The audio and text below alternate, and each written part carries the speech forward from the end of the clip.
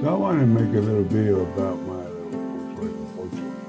It is a 1998 Beetle, but over here in Mexico they call them Vochos.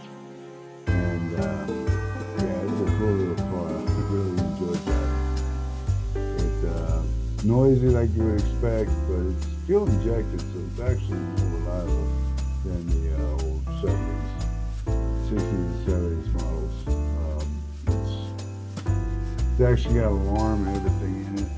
I'm gonna replace, update the stereo in it because I like my Bluetooth and I'm spoiled. I used to drive a hybrid F-150, a 2024 model. That was an awesome truck. I really enjoyed that thing. Okay, check out this sweet function on this. See where it says this one right here? The tailgate. So basically, I push it twice. Got a bunch of stuff in my hands. I can't get to it. Push the button twice. Oh snap! It opens right on up for me. Too bad I get the one that makes it close, but you know, it opens. It makes it so much easier. I love that automatic lift gate. Ow! Pretty neat old mosquito.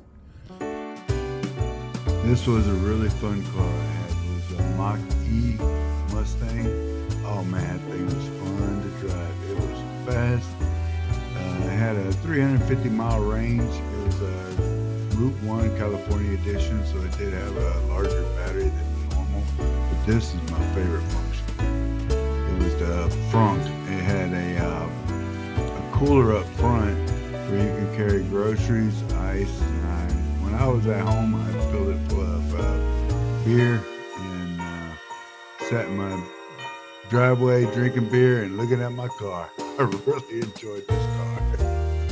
So driving my Vocho reminds me of driving my grandfather's '84 Toyota pickup truck.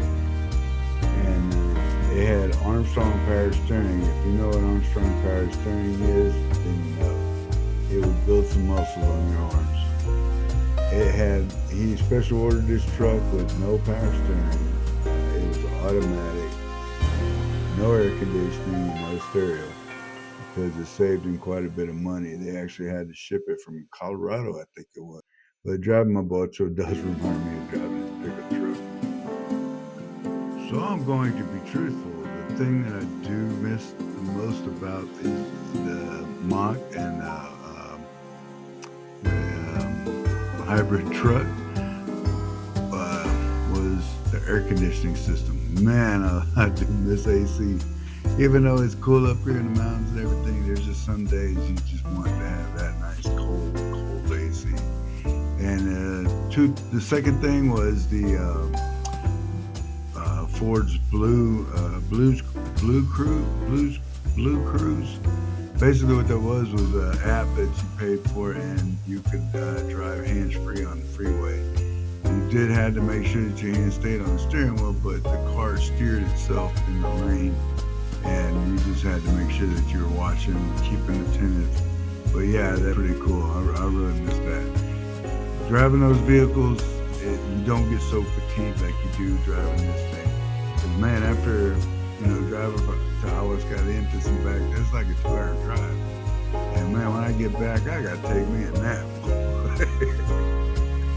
It's quite a lot of work to drive one of these little cars because you're so active in everything that's going on. You're constantly on the clutch, on the brake. You're changing gears, upshifting, downshifting, trying to match the engine RPM so you don't stall the vehicle. And then you're jostling it back and forth in your lane because Mexican roads have a lot of potholes. And this little car, it hates potholes. It'll let you know when you hit one. You feel that thing in the whole car. You're like, ooh. Yeah, I've forgotten how much work it is driving an analog car versus these new cars that help you steer and computers figure out everything and do pretty much everything for you. It does take a lot of work to drive these little cars. And I guess that's why I'm having so much fun driving this thing. It's like cleaning the car right now. It weighs so little that I can push the car back and forth while I'm cleaning. I get the part of the tire that's facing the concrete that's hard to clean. But I just take and roll it by the tire so I can clean that part and then roll the car back. And then when I'm done, just set the emergency brake, put it back in reverse, and bada bing, bada boom, I'm off to the races. So yeah, it's just pretty good. I really enjoy driving this little thing. Like I said, the only thing I really miss is the AC and the Blues Cruise, because that did spoil me.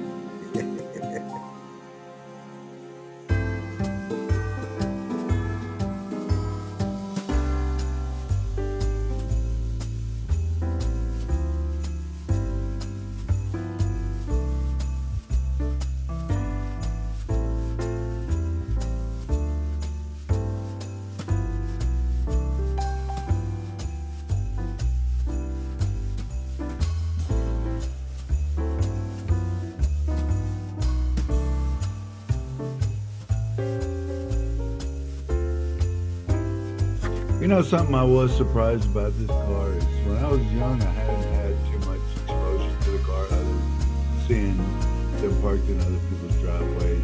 My friend's dad had one that he was replacing the engine on, and it sat in his garage for, quite a long time when I was a kid. I don't even remember seeing them drive it. It was yellow. And I remember seeing Herbie, the race car Herbie, all those movies and stuff like that back when I was a kid. I remember that, but I don't remember having too much exposure to the car. And so whenever I went up to put stuff in the front, I was very, very surprised that there wasn't hardly any room up there. It's just a room for the spare tire and a few little tools. So I was kind of surprised because the Mach has got that whole ice chest thing going on. Alright, so you have to turn this to open it up and pull that. It's so wild. I looked underneath the dashboard for a while. Me and my American self could not allow me to figure out how to get that open. At first. Like I said, like in another video that or maybe earlier in this video, I didn't have much experience in these cars. Never really worked on them before. So this is my first experience. But I've been around cars my entire life. Dad was a AC certified technician for Al Parker for many years. Buick. If you're from Houston, you'll know Al Parker Buick. Well, now it's West Point Buick, but anyways, another time. But anyway, so what we got here is, that's the back. That's when the stereo pokes through. Sorry about that, it's the dog next door. So yeah, and that's the harness.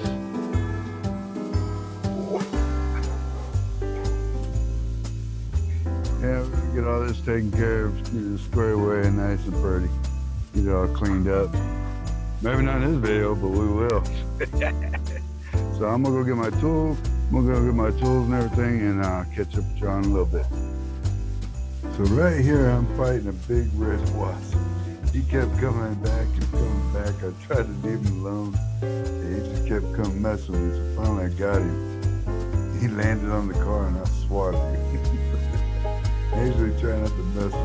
Boy, I tell you what, sometimes they just keep messing with you.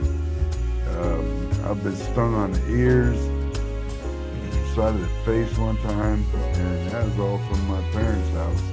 They used to have wasps that lived up in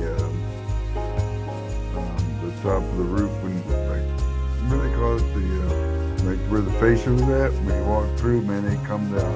They would jump off there, come dive bomb you, hit you, sting you. It was crazy. So every year we have to go in there and make sure that there's no wasps up there. Oh, I hate when they come after you. Yeah, I try to wash the cars every 2 weeks. So that was about 2 weeks worth of dirt. It is very dusty here, and I've been going there. Yeah, I like to have my cars nice and clean. They just, man, I just can't stand looking at it when it's filthy. But yeah, so I try to wash every 2 weeks. I don't like taking it to people that wash it because they don't wash it the way. I'm a control freak, so I would rather just do it myself, so I know it's done exactly the way I want it done. But I lost the audio and all this stuff, so I'm trying to say, that the neighbor's dog, they doused the dog in some oil, thinking that it was gonna get rid of the fleas and ticks that the dog had. I don't know, it's crazy.